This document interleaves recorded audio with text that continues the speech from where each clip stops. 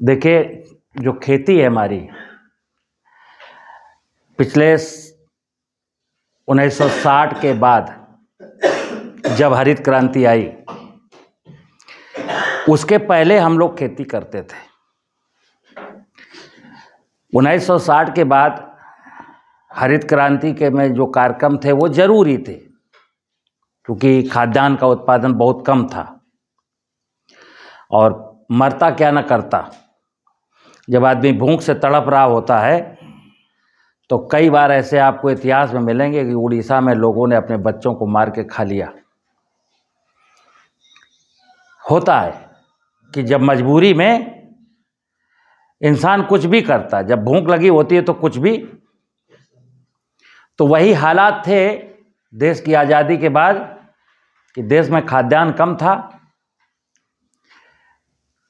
और भूख को मिटाना जरूरी था। इसलिए लाल बहादुर शास्त्री जी ने देश के वैज्ञानिकों से, नीतियों से आह्वान किया कि एनी हाउ उत्पादन बढ़ाओ, चाहे कुछ भी करो। तो क्या हुआ, हमारे सारे वैज्ञानिक और किसान और सब लोगों की टीम मिल करके बोले कि उत्पादन बढ़ाना तो क्या करना पड़ेगा। तो बोले कि एक तो नंबर एक क्या करना पड़ेगा कि हमको उन्नतशील प्रजातियां बनानी पड़ेंगी। उन्नत प्रजाति, फसलों की उन्नत प्रजातियां निकालनी पड़ेंगी। और काम शुरू हुआ, हाई यील्डिंग वैरायटियां आई। फिर एक किसी ने कहा कि हाई यील्डिंग अगर कोई वैरायटी ज़्यादा उत्पादन देगी तो उसको न्यूट्रिशन की ज़रूरत पड़ेगी, तो उसके लिए बोले कि रासायनिक उर्वरकों की ज़रूरत पड़ेगी। तो रासायनिक उर्वरक आए।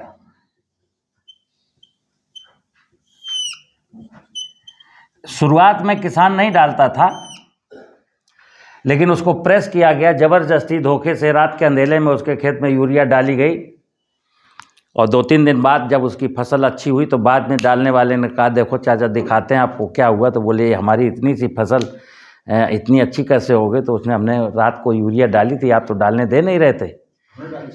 तो किसान ने कहा अच्छा ठीक है। तो किसान डालने लगा। किसी ज़माने में 2 रुपया की बोरी मिलती थी। तो यूरिया आई, उसके बाद यूरिया के बाद डीएपी आया, पोटास आया। फिर क्या हुआ कि चूंकि ये जब देखना, वैज्ञानिक कहते थे फसलों को 16 पोषक तत्वों की जरूरत है। जमीन में कम बेसी जो कुछ भी थे बराबर बराबर मात्रा में मिलते थे। यानी कि दाल में अगर नमक भी कम है तो हल्दी भी कम है, तो पानी भी कम है, सब चीज़ें एक अनुपात में थी। तो टेस्ट वैल्यू अच्छी थी, स्वास्थ्य अच्छा था। यहाँ क्या हुआ है, हमने कहते थे 16 पोषक तत्वों की ज़रूरत है, तो शुरू में नाइट्रोजन को ज़्यादा किया, क्योंकि यूरिया जब आई तो नाइट्रोजन ज़्यादा हुआ, फिर फास्फेट ज़्यादा हुआ। और आज भी कहने को तो पोटास है, जिंक है, सल्फर है, लेकिन आज भी देश का 99% किसान केवल और केवल यूरिया डीएपी ही प्रयोग करता है। तो जहाँ 16 पोषक तत्वों की जरूरत थी, और पोषक तत्व 3 तो कुदरत से मिले, ऑक्सीजन, कार्बन और हाइड्रोजन। 2 आपने दिए, बढ़ा चढ़ा करके दिए, तो 16 की जरूरत थी, 5 की पूर्ति हुई। ऑक्सीजन, हाइड्रोजन, कार्बन की तो उसी अनुपात में हुई जिस अनुपात में होनी थी। नाइट्रोजन और फास्फेट की आपूर्ति उस अनुपात में हुई जिस अनुपात में होनी थी, उससे 10 गुना ज़्यादा हुई। तो भोजन का स्वाद गया, पौधे के जो फिजिकल कैरेक्टर थे वो सब खराब हुए, और क्या हुआ, फसल में बीमारी आ गई, फसल में कीड़े आ गए। तो जैसी फसल में कीड़े बीमारियां आए तो क्या हुआ, कीटनाशक, फफूंदनाशक भी आए। क्या, फसल सुरक्षा रसायन।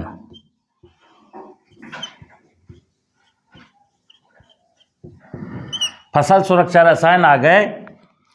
फिर ये हुआ कि अरे अभी ट्रैक्टर लाओ, मैकेनाइजेशन। बैल से आदमी को खेत जोतने में बड़ा टाइम लगता है, तो ट्रैक्टर लाओ। अब देखो सहूलियत सबको अच्छी लगी,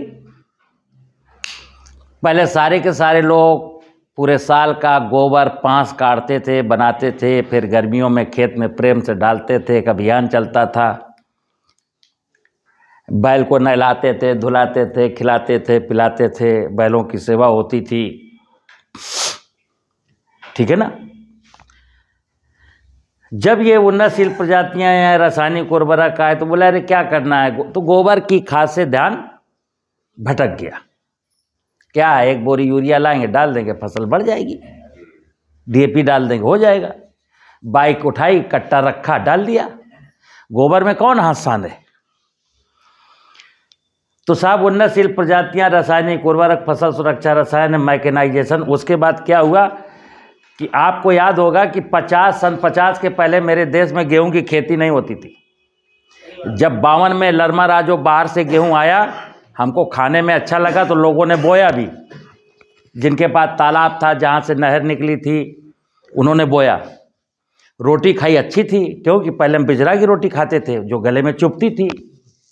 अब गेहूं की मिल गई, नरम नरम, मुलायम मुलायम, आनंद आया। तो गेहूं का प्रचलन बढ़ा। तो आपको पता होगा कि बिजरा में, चना में, मटर में, मसूर में, राई में, अलसी में, किसी भी फसल में ना हमको पलेवा की ज़रूरत थी, ना हमको पानी की ज़रूरत थी। देश में ना कोई ट्यूबवेल था, ना कोई बोरिंग था। वर्षा के सहारे पूरा देश चलता था।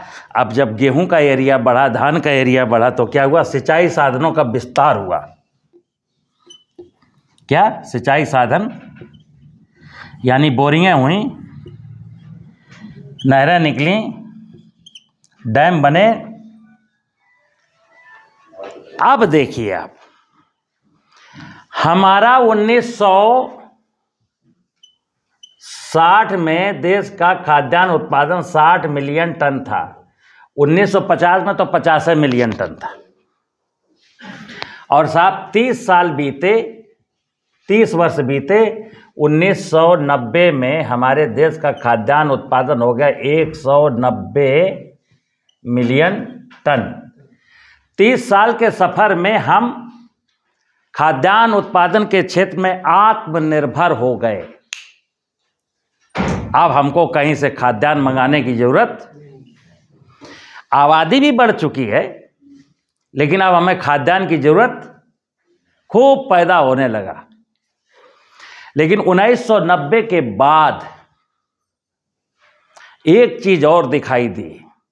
खाद्यान्न तो हो गया, लोगों ने महसूस किया कि कुएं सूखने लगे, हैंडपंप लगने लगे, जलाशय सूखने लगे, खेत की उर्वरा शक्ति खराब होने लगी, तितली नष्ट हो गई, मधुमक्खी नष्ट हो गई, मेंढक गायब हो गया, चिड़िया गायब हो गई।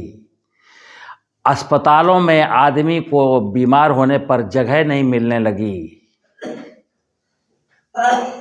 कुछ बुद्धिजीवियों के दिमाग में बातें आईं कि हरित क्रांति एक मायने में अच्छी थी कि हमें भोजन मिला है केवल, लेकिन भोजन के मिलने का एक भोजन तो मिला, लेकिन जो भविष्य हमारा है, आने वाला भविष्य, ये अंधकारमय दिखता है। क्यों? जैसे आज, अब तो 30 साल और बीत चुके। 1990 के बाद 30 वर्ष ही तो बीते। आज कहाँ हम खड़े हैं? 2023 में।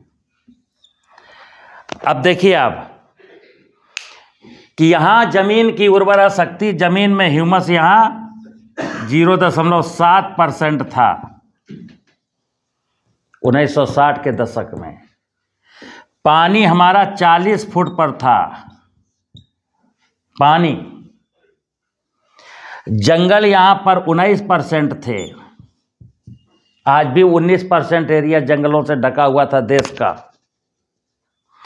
चिड़िया थी, तितली थी, मधुमक्खी थी, मेंढक था, सब कुछ था। अगर अनाज सुखाना हो छत पर तो एक बच्चे को डंडा लेके बैठना पड़ता था कबूतर रखाने के लिए। अब जब यहां आके खड़े हो गए तो क्या हुआ? जीवांश कार्बन हो गया 0.3, पानी चला गया 150 फुट, और ये जो फॉरेस्ट है वो घट के रह गया 7.6%। जंगल कट गए। अब यही नहीं, 1990 तक देश में कोई किसान ऐसा नहीं था, अखबार की एक भी न्यूज कि किसान को खेती में घाटा होने के कारण किसान ने आत्महत्या की, एक भी न्यूज नहीं है सन 90 तक।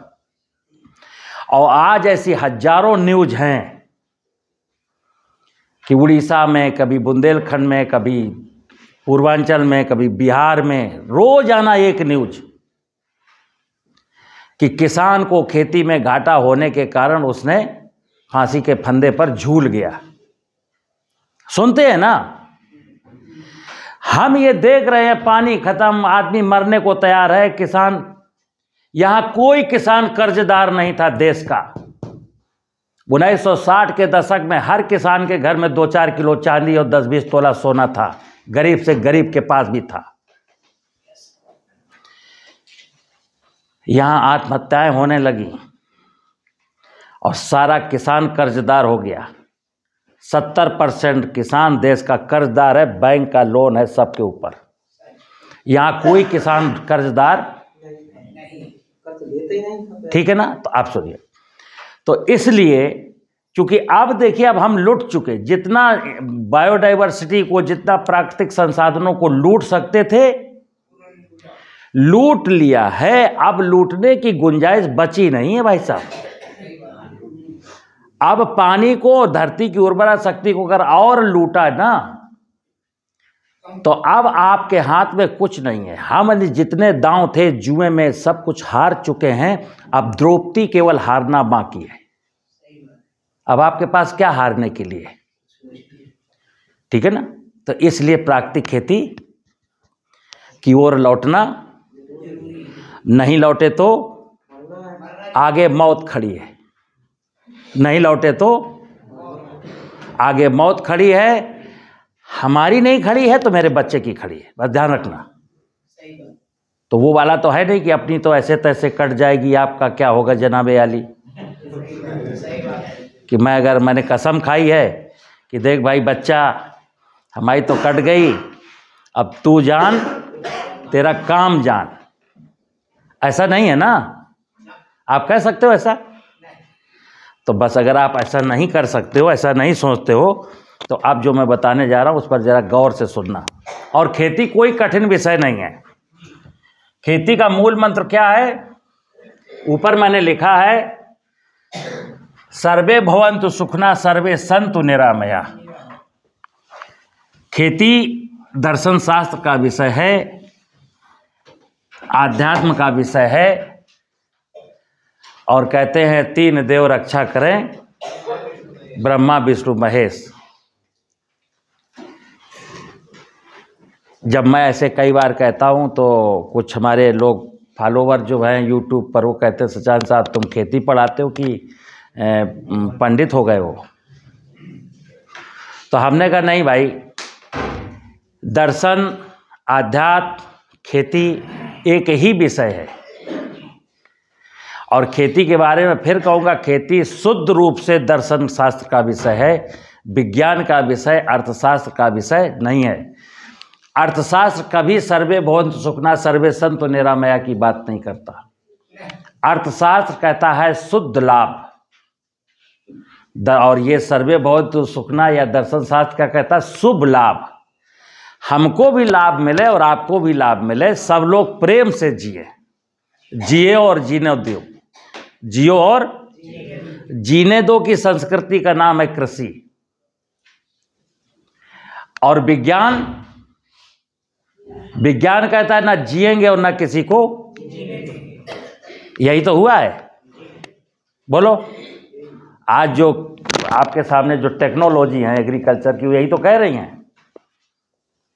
और वो जाने अनजाने पर्दे के अंदर वो आदमी सोचता है मैं तो जीऊंगा लेकिन तुमको जीने नहीं दूंगा। तो देखिए आप, मनुष्य की प्राथमिक जरूरतें कौन सी हैं? प्राथमिक जरूरतें हमारे यहाँ जीवन, मनुष्य का जीवन किस पर निर्भर है? भोजन, पानी और हवा। देखिए आप, हमारे पास कपड़े नहीं होंगे चलेगा, पानी नहीं होगा नहीं चलेगा। हमारे पास मकान नहीं होगा चलेगा, श्वास लेने के लिए ऑक्सीजन नहीं होगी। परमात्मा ने हमको 21,000 बार श्वास लेने के लिए शुद्ध ऑक्सीजन दी है, इसके लिए हम लोग आज भी कुछ करते नहीं हैं। ऑक्सीजन के लिए कोई कुछ करता है, बल्कि ऑक्सीजन देने वाले पेड़ों को काटता है आदमी, लगाता नहीं है। एक मिनट, 21,000 बार हम श्वास लेते हैं दिन में, 21,000 बार, और पानी दिन में पीते हैं 20 बार। पानी के लिए भी हम कुछ करते नहीं, पानी को बर्बाद और करते। 2 बार भोजन लेते हैं, भोजन के लिए कुछ करते हैं। भोजन के लिए क्या करते हैं? खेती करते हैं। खेती किसके लिए करते हैं? पानी के लिए खेती, हवा के लिए खेती। जीवन की आवश्यकताएं हैं भोजन, पानी, हवा, और इसी को कहा गया है 3 देव रक्षा करें, ब्रह्मा विष्णु महेश। तो देखिए आप, यहाँ ब्रह्मा कौन है? हवा। विष्णु कौन है? कहते हैं विष्णु भगवान का वास पानी में है, जलाशय में, क्षीर सागर में। और भोजन शिव। अब यहाँ क्या हुआ? ये 3 देवता हो गए। 3 देवता रक्षा करें, ब्रह्मा विष्णु। भोजन माने शिव, और भोजन कहाँ से मिलेगा? भोजन हमको मिलेगा धरती से, भूमि से। पानी कहाँ से मिलेगा? वर्षा से। पानी आप बेशक कुएं से निकाल रहे हो, नहर से ले रहे हो, लेकिन पानी का स्रोत वर्षा है, ध्यान रखना। बारिश नहीं होगी तो ना नदियां बहेंगी, ना नाले भरेंगे, और ना नीचे से पानी निकलेगा। तो पानी का स्रोत क्या है? वर्षा। और हवा का स्रोत क्या है? वृक्ष। ठीक है। आप देखना, आप ये ठोस है, जमीन ठोस है, पानी द्रव है, और हवा गैस है। साइंस, यहीं से साइंस शुरू होती है, विज्ञान।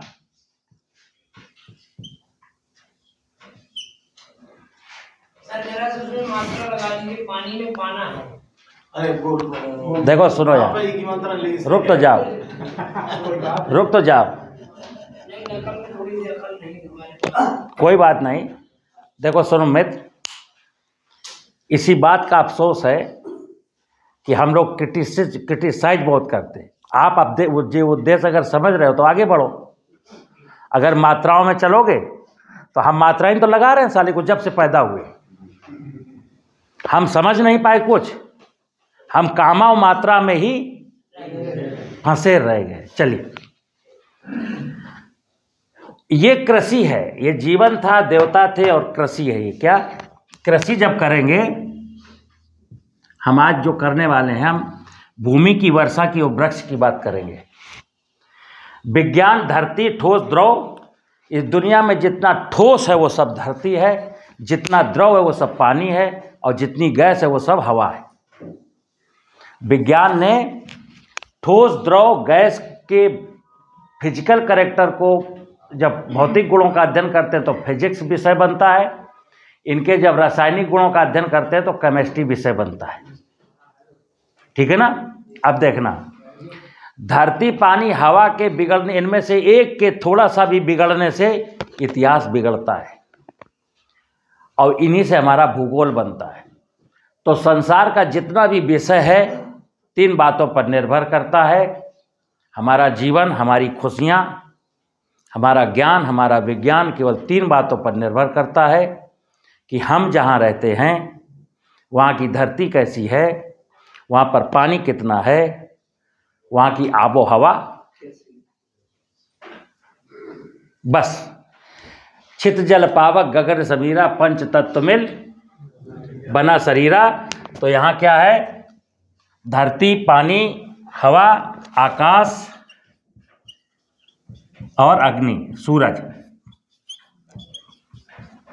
दुनिया जाती है, आप सूरज का कुछ बिगाड़ नहीं सकते। इस भूमंडल में रहने वाले पूरे 8 अरब लोग, पूरे साइंटिस्ट, चाहे जितने बड़े साइंटिस्ट हों, ये चाह करके भी सूरज का कुछ बिगाड़ और ना ये आकाश का कुछ बिगाड़ सकते हैं। लेकिन हाँ, हमारी गलतियों से, हमारी दूषित कृषि प्रणाली से, हमारी दूषित जीवन शैली से धरती की उर्वरता बिगड़ेगी, पानी का अस्तित्व खराब होगा, जंगल कटेंगे, बायोडाइवर्सिटी खराब होगी। तो भगवान ने, कहते छित जल पावक गगन समीरा पंच तत्व मिल। हमारा शरीर 5 तत्वों से मिलकर बना। इन भगवान ने, ये जो भगवान है ना, भगवान में देखने भा से भूमि, पहला अक्षर भा भूमि, गा गगन, वा वायु, आ का मात्रा अग्नि और ना नीर। इन 5 देवताओं ने, इनका अलग अलग काम है। सूरज का अलग काम, धरती का अलग काम, आकाश का अलग काम, पानी का, हवा अलग काम, सबके अलग अलग काम है। लेकिन जब ये किसी काम को मिल करके करते हैं तो वो भगवान होता है। जब ये मिलते हैं तो भगवान बनते हैं। तो खेती का भगवान का चोली दामन का साथ है, समझ लेना। भगवान के बिना खेती कैसे। अब देखना, आप बीज बोते हो कहाँ, जमीन में। बीज कहाँ बोते हो, फिर उसे पानी लगाते हो, नीर लगाते हो, और उसे जलवायु में पलता है, सूरज की रोशनी से फोटोसिंथेसिस करता है। अगर सूरज ना निकले तो आपने फसल बोई थी मक्के की, क्या करेगी मक्के की फसल? अगर पानी ना हो तो क्या करेगी मक्के की फसल? अगर धरती उपजाऊ ना हो तो क्या करेगी मक्के की फसल? धरती में सामर्थ्य नहीं है मक्के की फसल को भोजन खिलाने की, तो क्या करेगी फसल? उगेगी नहीं। ठीक, अब सुनना। तो ये भगवान का स्वरूप है, इसी में खेती होती, इसी को प्रकृति कहता हूं। और इनने क्या क्या बनाया है देखना। छित जल पावक गगन समीरा पंच तत्व मिल बना शरीर। किसका शरीर? केवल आदमी का नहीं, 84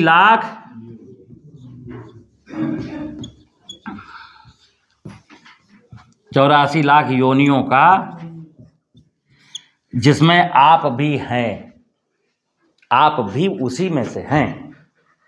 सबका शरीर किससे बना? भगवान से। और आपने सुना है कि मनुष्य इस धरती पर परमात्मा की सबसे सुंदर और अंतिम रचना है कि नहीं?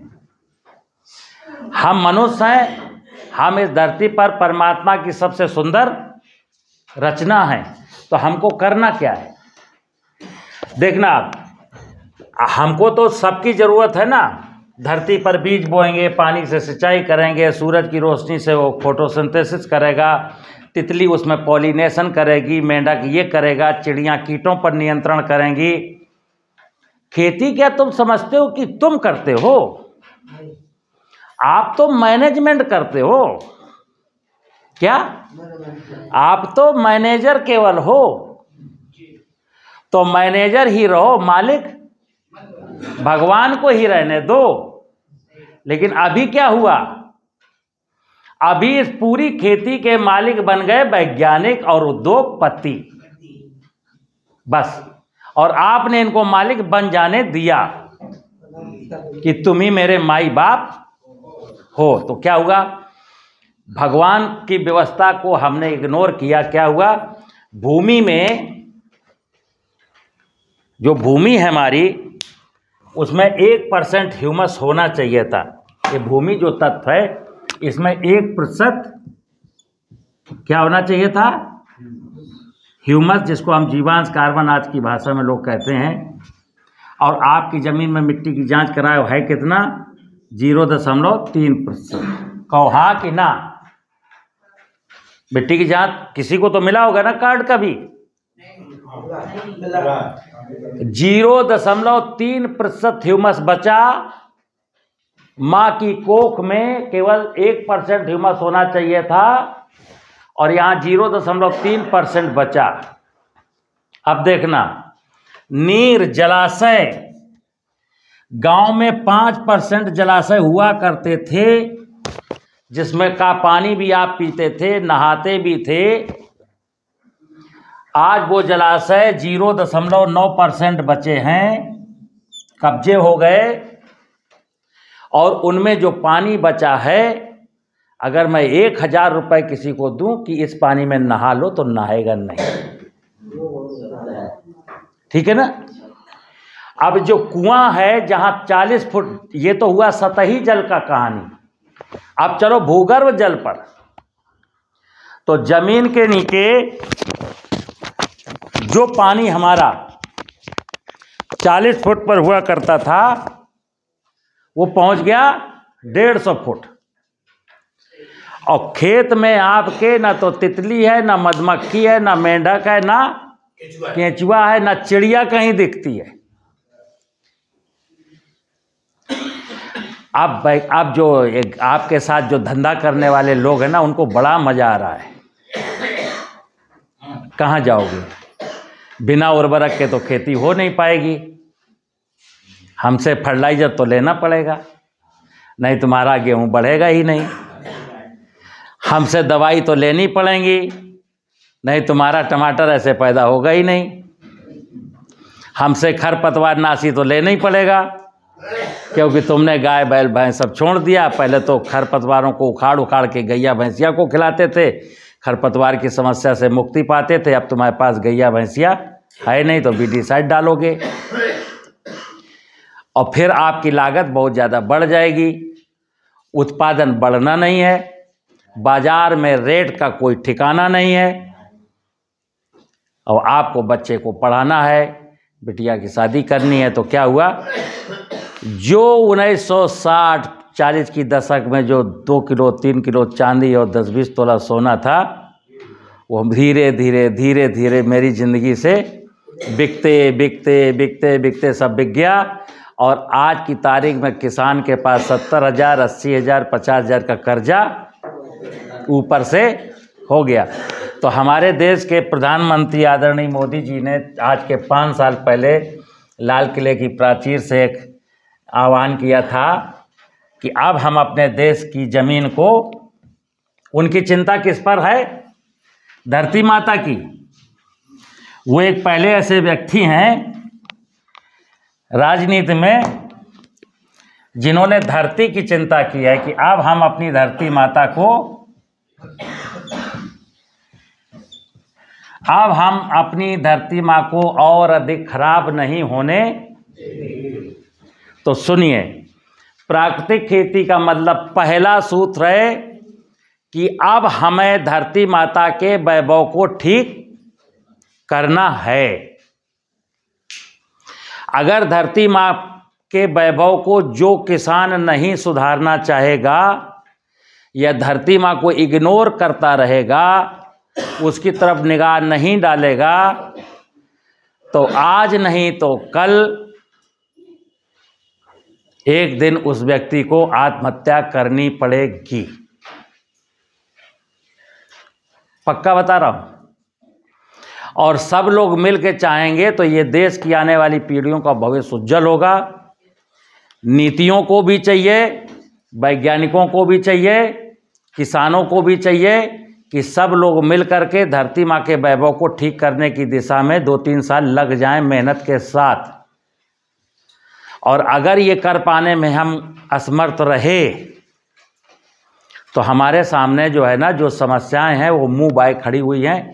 जैसे वो राक्षस नहीं होता, अब हम तुमको खा जाएंगे। ठीक है, तो क्या करना है? प्राकृतिक खेती में केवल धरती को ठीक करना है। और धरती को ठीक करने के लिए क्या क्या करना है? तो देखिए आप, ये मेरी माँ है और इसके ऊपर किसके लालन पालन का भार है? आपका केवल नहीं, 84 लाख योनियों के लिए ये जिम्मेदार है। ये माँ है, इसके केवल आप पुत्र नहीं हो। इसे बिल्ली की, चिड़िया की, तितली की, मधुमक्खी की, लोमड़ी की, बकरी की, गाय की, भैंस की, घोड़े की, हाथी की, चींटी की, चींटे की, सब का पेट इसको भरना है। और उसके लिए क्या करती है देखना, जिन खरपतवारों को आप बीडीसाइड लेके मारते हो ना, इस माँ की पीड़ा समझना जरा। ये माँ कहती है, हे पुत्र, ये गेहूं तो तूने अपने लिए बोया था, मुझे और भी इसमें कुछ बोना है। चिड़िया के लिए, गिलहरी के लिए, कौवे के लिए, हिरन के लिए। तो वो खरपतवार, कुछ फसलें वो खुद बोती है। आप अपनी फसल बोते हो केवल अपने लिए, लेकिन माँ ये बोती है 84 लाख योनियों के लिए। लेकिन हमको वैज्ञानिकों ने क्या बताया कि अगर खरपतवार होंगे तो उत्पादन कम हो जाएगा। उत्पादन कम नहीं होता, खरपतवार ना मारे ना तो उत्पादन ज़्यादा होता है। लेकिन आप देखते हो अपना उत्पादन, आप केवल अपना हिस्सा देख रहे हो, इसलिए आपको कम लग रहा है। अगर खरपतवार होंगे तो उसमें नाना प्रकार के जीव जंतुओं का भोजन भी सम्मिलित है। और क्या सम्मिलित है? उसमें माँ अपना मेंटेनेंस भी सम्मिलित करके चल रही है। क्योंकि फसल गेहूं आप काट लाओगे, भूसा आप बेच लोगे, खरपतवार माँ के शरीर में काम आएंगे। माँ के शरीर में जो मैंने बोला ह्यूमस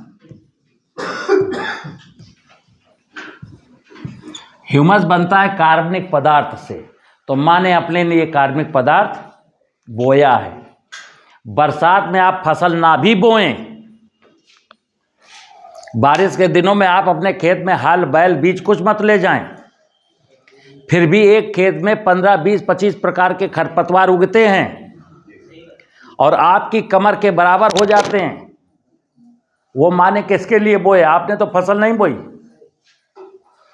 वो माँ ने बोए हैं 84 लाख योनियों के लिए फसल। लेकिन यहाँ फिर वैज्ञानिक क्या कहते हैं कि खरपतवार उगने मत देना। जैसे ही खरपतवार जमे, ट्रैक्टर लेके पहुँच जाना, खरपतवारों को साफ कर देना और फिर अपना उर्द बो लेना। उर्द पैदा होगा 1 एकड़ में ज़्यादा से ज़्यादा 1 कुंटल, 1.5 कुंटल, 1.25 कुंटल, 90 किलो बस। और ये खरपतवार बहुत ढेर सारे होंगे। खरपतवार को हम जब खरपतवार नाशी रसायन से मारते हैं तो आप समझ लीजिए आप सीधे सीधे अपनी मातृभूमि का मर्डर कर रहे हो, उसको मार देना चाहते हो। अब यहाँ पर एक पेंच फंसता है। लोग कहेंगे, जैसे मेरी बातें कई लोग सुनते हैं, वो क्या कहते हैं कि सचान साहब, अगर तुम्हारी बातों से देश दुनिया चलेगी तो डूब जाएगी, किसान बेचारा क्या करेगा? हमने कहा कुछ नहीं करेगा, मुस्कुराएगा। तो सुनना, लोग ये दुहाई देते हैं कि 1947 में हम भूखों मरते थे। तो मैं क्या कहता हूँ, 1947 के जरा पहले चलिए 250 साल, तो 17वीं शताब्दी में 1947 से 17वीं शताब्दी में के बीच में कितना फासला है? 200 साल का, है ना? 250 साल का मान लो। 250 साल पहले मैं कहता था मेरे देश की धरती सोना उगले उगले हीरे। भारत पुरोहित राष्ट्र था, भारत सोने की चिड़िया था, भारत विश्व गुरु था, भारत दुनिया की सबसे बड़ी अर्थव्यवस्था था। ट्रैक्टर नहीं था, बोरिंग नहीं था, नहर नहीं था, फर्टिलाइजर नहीं था। कौन सी कृषि थी? वो जो कृषि मेरे पूर्वज करते थे, बस वही कृषि तो वापस लानी है।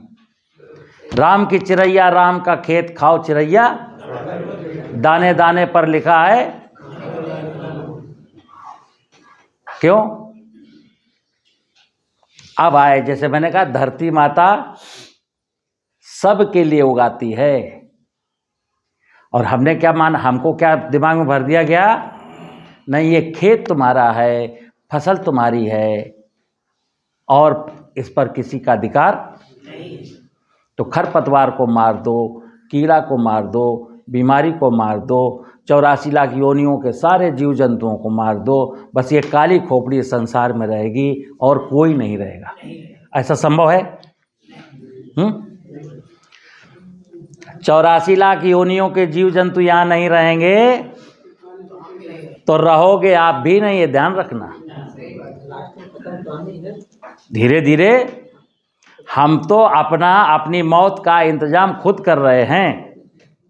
जैसे वो कालिदास थे ना, जिस पेड़ पर बैठे थे उसी डाल को, तो प्राकृतिक खेती में क्या करना है, भूमि में ह्यूमस बढ़ाना है, और ह्यूमस के लिए दो चीज़ें हैं। अभी तो मैंने कहा कि हमने खरपतवारों को मारा, दूसरा क्या हुआ, लोगों ने फसल सुरक्षा रसायन डलवाए,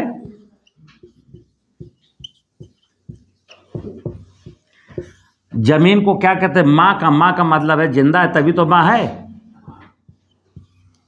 ये धरती जिंदा होगी इसीलिए तो माँ है। तो माँ थी जब 1% ह्यूमस था तो माँ थी, अब माँ मृत्यु शैया पर लेटी हुई है, ध्यान रखना। जब ये माँ जिंदा थी तब ना बीमारी लगती थी, ना कीड़ा लगता था, तब ना यूरिया लगती थी, ना डीएपी लगता था, तो ना आपको सिंचाई के लिए पानी देना पड़ता था। और हम भारत में सबसे ज़्यादा खाद्यान्न हम पैदा करते थे। अब क्या हुआ, अब तो आपके पास सब कुछ है, फिर क्यों मर रहे हो, आत्महत्या आप क्यों कर रहे हो? हमको कोई बताएगा देश का वैज्ञानिक, जब तुम इतने बड़े टेक्नोलॉजी, इतनी बड़ी बड़ी महान टेक्नोलॉजी तुम्हारे पास है, तो देश का किसान आत्महत्या करने के लिए क्यों मजबूर होता है? फिर देश का किसान कर्जदार क्यों है? आज के ठीक 70 साल पहले गांव में किसी आदमी की इंटर पास कर लेता, तहसीलदार बना लिया जाता था, नौकरी नहीं करता था वो। आज क्यों किसान जमीन बेच के नौकरी पाने की उसमें लालसा में बैठा है? तो उन्नत खेती, मध्यम मान, निश्चित चाकरी, भीख निदान। तो आज हमारी खेती को, जो दुनिया की सबसे उत्तम खेती थी, सबसे उत्तम व्यवसाय था, जाने अनजाने अगर आप समझदारी का काम नहीं दिखाओगे, अपनी दिमाग का इस्तेमाल नहीं करोगे, तो ये पूरा सिस्टम जो है आपको लेके डूब जाएगा, और ये पानी का पूरा जहाज समुद्र में डूबने की कगार पर खड़ा है। तो जागना है, जागना भी है और लोगों को जगाना भी है। और जागने जगाने के बीच में एक ही कहानी है बस, लालच अब त्याग देना है। लालच के नाम पर इतना ही लालच है, तेरा वैभव अमर रहे माँ, हम दिन चार रहें न रहें। हे माँ, तुम्हारा वैभव अमर रहना चाहिए। आदमी तो आना जाना है, अगर जन्म लिया तो मृत्यु भी होनी ही है। तुम्हारा वैभव मार करके मैं मरूं, ये मुझे मंजूर, तुम जिंदा रहो और मैं मर जाऊं, ये मुझे मंजूर है, क्योंकि मेरे मरने के बाद तुम्हारी ही गोदी में मेरे नन्हे मुन्ने बच्चों को खेलना है। वो तो रहेंगे ना, कि हम ये चाहते हैं जब मैं मरूंगा तो मेरा बच्चा ही मर जाएगा, ऐसा तो नहीं है ना। आप तो चाहते हो ना मेरा बच्चा खुशहाल रहे, मुस्कुराए और हंसे, जिए, भगवान की दया से खूब बढ़िया प्रसन्न रहे। किसकी दया से? भगवान की कृपा से अगर जिंदा रहना है तो भगवान को देखो ना, यही तो भगवान है। भूमि ही तो भगवान है, भूमि ही तो माँ है, भूमि ही तो शिव है, ठीक है ना। तो देखिए आप, धरती को अब क्या कहते हैं? माँ। माँ क्यों है ये? आपने पौराणिक कथाओं में एक कहानी पढ़ी हुई, एक परमात्मा है,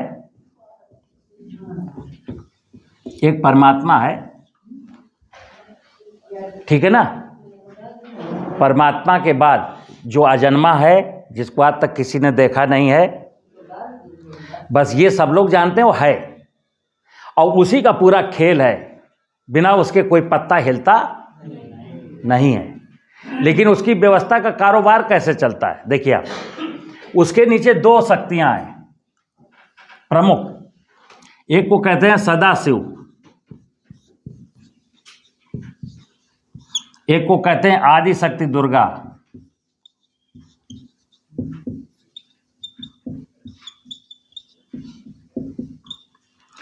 सदाशिव जो शिव सुनते हो ना, शिव शिव भगवान वो यही है सदाशिव, मतलब ये जड़ जगत है। ये पंच महाभूत जो है ना यही शिव है, ध्यान रखना आप, जिसमें प्रमुख स्थान धरती का है। सदाशिव क्या है? प्रकृति पार्वती, प्रकृति प्रकृति मीन 84 लाख योनिया, इसी को कहते हैं पार्वती। और आपने सुना शिव की शादी किससे हुई? माता पार्वती से, जिसको माँ आदि शक्ति दुर्गा भी कहते हैं। और इसीलिए सदा शिव को क्या कहते हैं? अर्धनारी स्वर। आधा शरीर नर का है, आधा शरीर नारी का है। धरती को जेसीबी से खोदो काटो तो ऊपर पार्वती है, नीचे शिव है। तो हमें क्या करना है? सदाशिव की पूजा करनी है, पार्वती की पूजा करनी है कि धरती तेरा वैभव न खराब होने पाए और पार्वती तू जिंदा रहे। हे दुर्गा माँ तू जिंदा रहे, हे शिव तू प्रसन्न रहे। और शिव प्रसन्न होगा तो डमरू बजाएगा, और शिव अगर पार्वती को नष्ट किया, शिव अप्रसन्न हुए तो त्रिशूल एक हाथ में है, तांडव नृत्य करेंगे शिव, कर ही रहे हैं हमारे जीवन में। इतनी सी खेती है क्या कि प्राकृतिक खेती में बार बार कहता हूं, जीवामृत तो बताऊंगा आगे, छोटा सा हिस्सा है प्राकृतिक खेती का, एक हिस्सा है जीवामृत। लेकिन अभी क्या है? जीवामृत जीवामृत जीवामृत। अरे खेत की मेड़ नहीं बनाओगे, बारिश का पानी नहीं रोकोगे, खेत की मेड़ पर पेड़ नहीं लगाओगे, जब तक खेत में मेंढक नहीं आएगा, केचुआ नहीं आएगा, तितली मधुमक्खी नहीं आएगी, चिड़िया वापस नहीं आएगी, तो जीवामृत से तुम प्राकृतिक खेती करने निकले हो हैं? मतलब धनुष नहीं है, बाण है हाथ में, चलाओगे कैसे? धनुष नहीं है, बाण लिए घूम रहे हो। तो प्राकृतिक खेती के आयाम क्या हुए? एक ही उद्देश्य, क्या? धरती माता की उर्वरता को बढ़ाना है। और धरती माता की उर्वरता को बढ़ाने का मतलब है विष्णु भगवान, विष्णु मेरा पिता है, बारिश के दिनों में जब विष्णु माता से मिलने आएगा तो खेत में उसको रोकना है, माता पिता का मिलन होने देना है। फिर ब्रह्मा जी का वास पेड़ों में है तो ब्रह्मा जी को भी स्थापित करना है। जब ब्रह्मा जी आ जाएंगे, विष्णु भगवान आ जाएंगे, शिव की सुंदरता बढ़ जाएगी, तो हमें चद्दर तान के सो जाना है, खेती अपने आप होती रहेगी। बीज बो दिया करना, फसल काट लिया करना। और ना विश्वास हो तो यार जंगलों में हो रहा है, आदिवासी ऐसे ही खेती कर रहे हैं, उनको कोई ना हाल की जरूरत है, ना बैल की जरूरत है, ना यूरिया की जरूरत है, ना पेस्टिसाइड की जरूरत है। हाँ, उनके पास मोबाइल नहीं है बस। तो क्या मोबाइल के बदले हम जिंदगी कुर्बान कर देंगे? प्राकृतिक संसाधनों, एक तरफ मेरे सामने प्राकृतिक संसाधन है, अगर कोई पूछे आप प्राकृतिक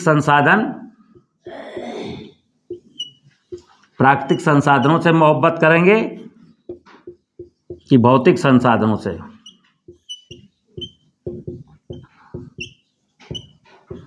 तो हमारा प्रेम इनसे ज़्यादा हो गया है कुछ। किनसे? आज की कहानी ये है कि हमारा प्रेम भौतिक संसाधनों से बहुत ज़बरदस्त है। भौतिक संसाधनों से जो मोहब्बत है हमारी, वो सर चढ़ के बोल रही है, और उस चक्कर में मैंने प्राकृतिक संसाधनों को बिल्कुल इग्नोर कर दिया। तो मैंने बोला आपके जीवन की जो अनमोल ज़रूरतें हैं, जो प्रारंभिक ज़रूरतें हैं, श्वास लेने के लिए शुद्ध हवा, तो हवा शुद्ध नहीं रही। पानी पीने के लिए शुद्ध पानी, तो शुद्ध पानी नहीं बचा। बोतलों में बिकता हुआ पानी क्या बताता है आपको? अगर शुद्ध होता तो बोतलों में पैक करके क्यों बेचा जाता? आरओ क्यों लगते? तो शुद्ध पानी चाहिए, शुद्ध हवा चाहिए और शुद्ध भोजन चाहिए। भोजन शुद्ध है क्या? आपके भोजन में जाने कितना यूरिया है, डीएपी है, इंसेक्टिसाइड है, बीडीसाइड है और फंजीसाइड है। तो ठीक है, मोबाइल हाथ में है, पेट में इंसेक्टिसाइड और बीडीसाइड का भोजन है, और अस्पताल में जाके मोबाइल देखो साले को। यही तो हो रहा है। टीवी देखो अस्पताल के बेड में लेटे लेटे, ठीक है ना। तो ये प्राकृतिक खेती का विषय है। पंचमहाभूत की व्यवस्था है। पंचमहाभूत ही मेरे माई बाप हैं। धरती पानी हवा ही मेरे जीवन का आधार है। इसलिए धरती को कैसे ठीक किया जाए, वर्षा के पानी को कैसे बचाया जाए, जंगल को कैसे लगाया जाए, तो खेत की मेड़ बनानी है, खेत की मेड़ पर पेड़ लगाना है। बायोमास जितना भी निकलता है फसलों का अवशेष, मल मूत्र, उसको जलाना, फेंकना, बेचना नहीं है, उसको खेत में लौटाना है। इतना करने के बाद फिर जब जीवामृत डालोगे तब आप सही करने लगे। मेड़ है नहीं, पेड़ है नहीं, हम 6 साल से जीवामृत डाल रहे हैं। डालते रहो, तुम कितने साल डालोगे? क्या होता है जीवामृत से? कुछ नहीं होगा, ठीक है ना। चलिए आप पूछो।